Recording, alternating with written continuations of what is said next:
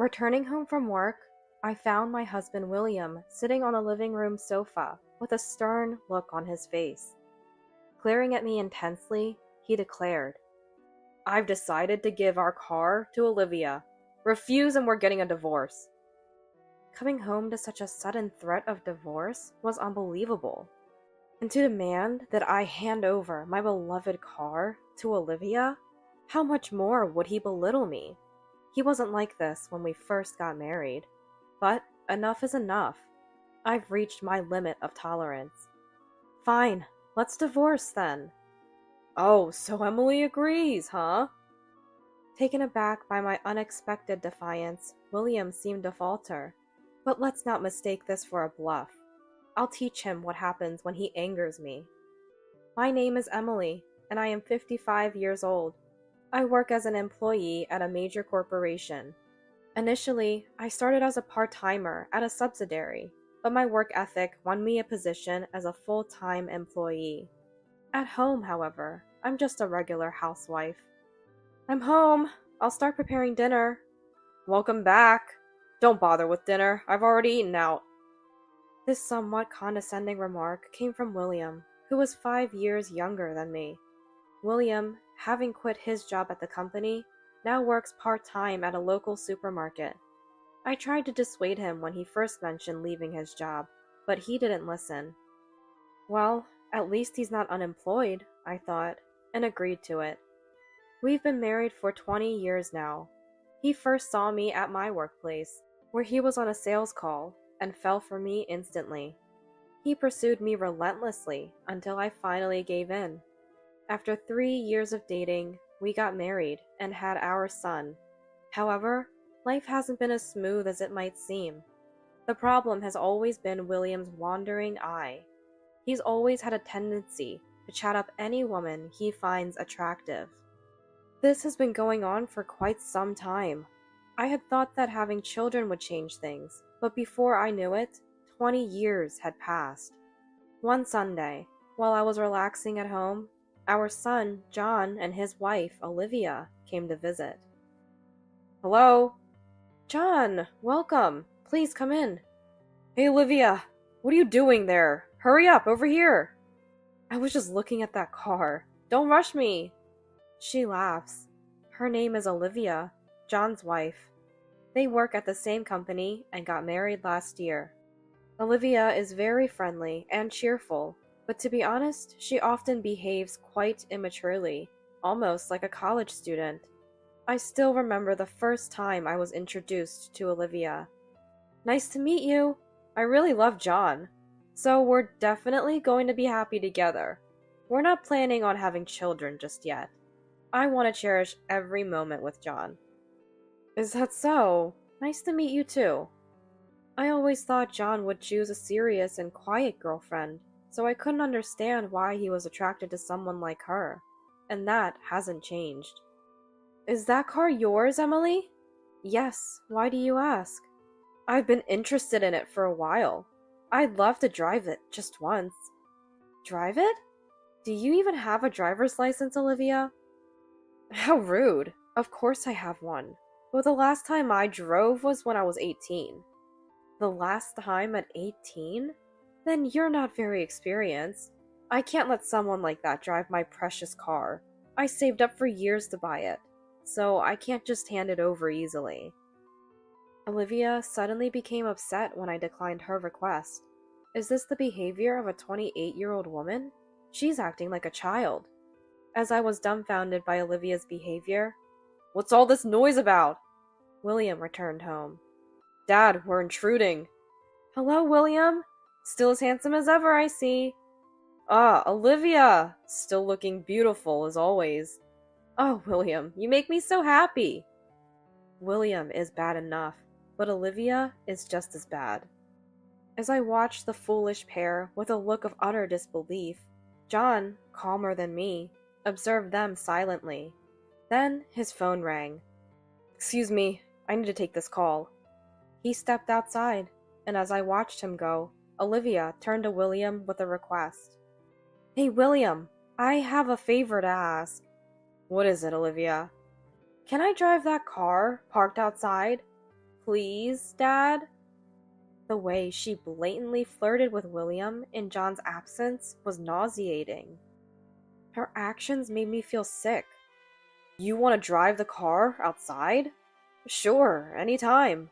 I can even sit next to you and teach you a few things. Then I'll take you up on that offer. Disgusting. What's with these people? Their repulsive exchange was interrupted when William suddenly turned to me. You heard her, Emily. Hand her over the car keys. Olivia wants to drive. Stop joking. Olivia isn't experienced enough to drive. I can't let her drive. I don't care about your feelings, Emily. Olivia has come all this way, and you're spoiling it with your selfishness. Is this what happens when you get old? Losing the ability to care about others? It's worrying to think about the future. The future to worry about is mine. Why should I be subjected to such harsh words for just refusing my son's wife's request? William's words almost brought tears to my eyes. Then, John, who had left the room earlier, returned. What's going on here? Nothing much, just dealing with a few things. I see. John's expression seemed different from earlier, lacking his usual energy. Then, suddenly, Mom, I'm heading back home now. What? You just got here. Why are you leaving so soon? John, why? I don't want to go yet. No way! Ignoring Olivia's reluctance, John grabbed her arm and briskly left the house, saying they had to go. His sudden change of behavior was puzzling. I had never seen John look like that before. Meanwhile, William sat next to me, watching them leave with a look of sadness. A few days after John and Olivia's visit, I came home from work to find a pair of women's shoes at the entrance that I had never seen before. Expecting a guest, I headed to the living room, only to find William and Olivia, drunk and flushed, snuggled up like new lovers. What in the world are you two doing? My angry voice didn't seem to affect them at all. Instead, they glared at me as if I was interrupting their fun. So, I sat down in front of them. The smell of alcohol is overwhelming. Struggling with the overpowering odor of alcohol, I tried to initiate a calm conversation when William suddenly spoke up. Emily, what are you doing here? Came to spoil our fun? Yeah, stop bothering us. Hurry up and bring us some more drinks. If not, start dancing and entertain us. That would be hilarious. William, you're so funny. Olivia, you're truly adorable. Both were completely intoxicated, not listening to a word I said. I realized it was futile and decided to call John to explain the situation. Sorry to bother you, but can you come and pick them up after work? However, John said he had other commitments and couldn't come. It's just picking them up. That's all I'm asking. Sorry, you'll have to handle it yourself. Bye. He hung up, leaving me with the sound of a disconnected call. If you don't do something interesting soon, I'll kick you out of this house. Yeah, do something funny. And by the way, I'm taking this house along with the car. Their continuous sarcasm and verbal abuse were unbearable. It's one thing to be drunk, but some behaviors are simply inexcusable. The thought of such individuals being my family filled me with such sadness and disappointment. Leaving the two engrossed in their drunken state, I went about my business and soon headed to the bedroom, settling into bed. Enduring the noise from downstairs, I noticed a sliver of light peeking through the curtains. It's already this late. I opened the curtains, letting the sunlight flood in. Remembering last night, I went to the living room, but neither William nor Olivia were there. I opened the living room curtains and searched the whole house, but they were indeed nowhere to be found. After searching the entire house and finding no one, my gaze shifted outside to an unusual sight. What? My car! In the parking lot, William and Olivia were about to get into my car. William was in the driver's seat, and Olivia sat beside him, interacting like lovers. "What are you doing?" I hurried over, and William looked at me with annoyance. "Ugh, you're awake." "Good morning." "Why are you taking my car without permission? And you two were drinking until late last night." They were acting as if commandeering my car was no big deal, their breath still reeking of alcohol. I was astonished by their utter disregard for common sense. Moreover, William had rarely driven since our marriage. Why now of all times? I felt uneasy about their behavior and glared at them without a word. Then, suddenly, "Hey, what's with that look? Are you defying me? It's ridiculous for a wife to defy her husband." Olivia, standing next to him, looked at me with a smug, sneering smile. I was unable to retort, overwhelmed by frustration. A few days later, after finishing my afternoon work and taking a break, my mobile phone rang. "Mom, how are you?" It was John. "It's been a while, John. You stopped coming home after that incident, and you haven't been in touch. I was worried." "I've been a bit busy." John's voice sounded tired. Despite my repeated concerns, he assured me he was fine. Then, during a brief pause, "Actually, Mom, I have something to tell you." "What is it? Something you want to talk about?" "The thing is, Dad and Olivia are having an affair." I was momentarily speechless at John's revelation. Responding to John's concern, I assured him I was fine, which seemed to surprise him. "I thought you'd be more shocked." Normally, one would be shocked upon discovering that their husband and son's wife were having an affair. But at that moment, all I felt was a sense of inevitability. I shared with John that I had somehow sensed it. "Why did you think that?" "It's obvious. The two of them drinking alone at home, taking drives together in my car. Anyone would suspect their relationship. But I didn't have any concrete evidence until I heard what you said." "I see. That makes sense." Then John asked what I had planned to do next. Hesitatingly, I mentioned my uncertainty. "If it's okay with you, Mom, can I handle it?" "But..." Sensing my anxiety, John firmly said to trust him and leave it to him. Unsure of his plan, I decided to trust John's words. Returning home from work, I found William sitting on the living room sofa with a stern expression. As he glared at me sharply, he said, "I've decided to give Olivia your car. If you refuse, it's an immediate divorce." Returning home to such an ultimatum from William, and the idea of giving my beloved car to Olivia, how much more must he belittle me? He wasn't like this when we first married. But enough is enough. I've reached my limit of tolerance. "Fine, let's go ahead with the divorce then." "Is that so? Emily finally understands, huh?" Caught off guard by my unexpected defiance, William seemed unusually flustered.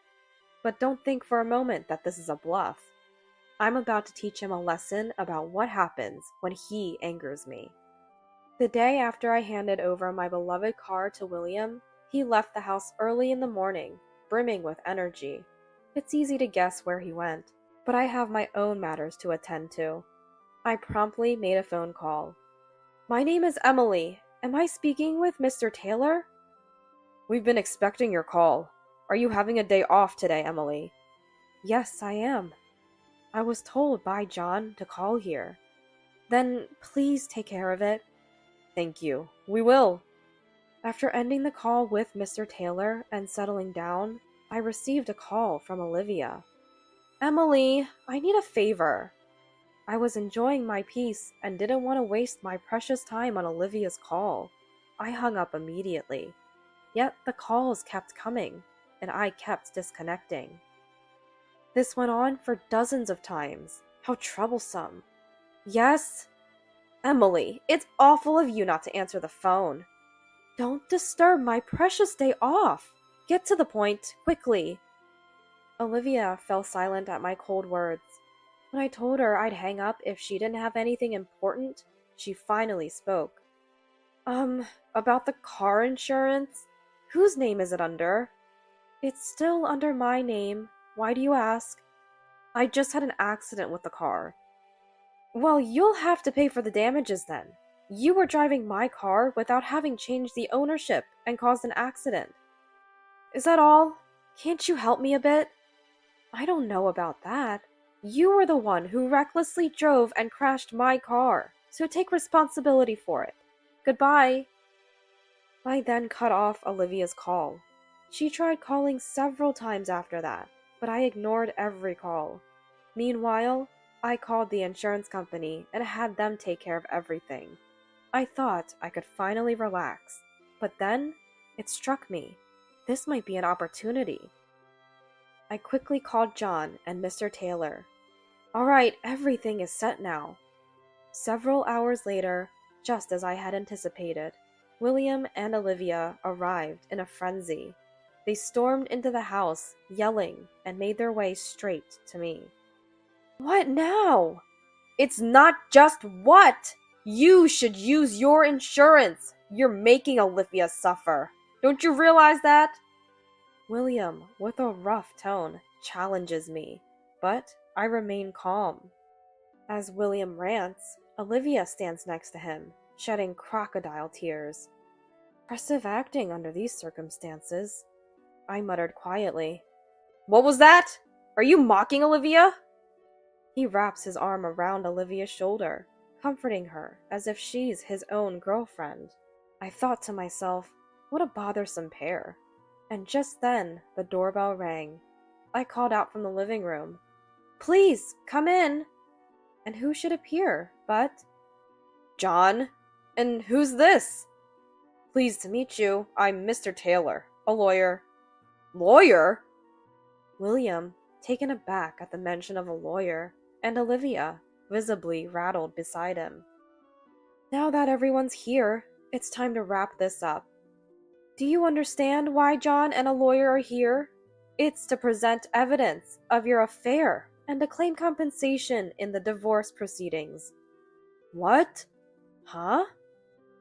After the two of them are visibly shaken, John speaks up. I've known for a while that Olivia has been cheating on me with Dad. A coworker at my company saw them behaving like lovers in the park. It turns out that the person John was talking to on the phone earlier was a coworker from his workplace. It was during that call that he found out about their affair. That's why John seemed down at the time. He took pictures of them in that moment and sent them to me. Look. John shows them the photos of the affair, leaving both of them stunned. Then, John hands Olivia a document. Olivia, today is the day we get a divorce. Wait a minute. I won't listen to your opinion. Sign this quickly. Confronted with the harsh reality of divorce, Olivia loses her temper and tries to lunge at me with an angry expression. At that moment, William steps in front of Olivia. Stop it. We understand. We were wrong. We're apologizing, sincerely. So please forgive us. We promise we won't do this again. Huh? There's no way I can forgive you. In front of William, who was apologizing, I hand over another divorce application that I received from John. William, sign this too. Both of you. Sign it now. Faced with my genuine anger for the first time, William turns pale, shocked. Olivia, overcome with fear, can't even speak. They both sign the divorce application with trembling hands. After signing the divorce application, Mr. Taylor talks to them about the compensation for the divorce due to the affair and the division of assets. However, both of them seem eager to be released from the situation, so they claim they don't need any division of assets, and John and I take everything. Later, the news of Olivia's affair with her father-in-law spreads throughout the company, and she becomes an object of disdain by her colleagues. Unable to bear the humiliation, she resigns from the company and returns to her parents' home. However, her parents disown her when they learn about the affair, and now she's living a humble life, working hard to repay the compensation from the divorce trial. As for William, after paying a substantial amount of compensation for the divorce trial, he quits his part-time job to make ends meet and spends his days working tirelessly. And then, John, how about a trip next time? Sounds good. Let's go to Miami, which you have been wanting to visit for a while. Of course, in your favorite car. Since divorcing William, I've been enjoying happy days with John.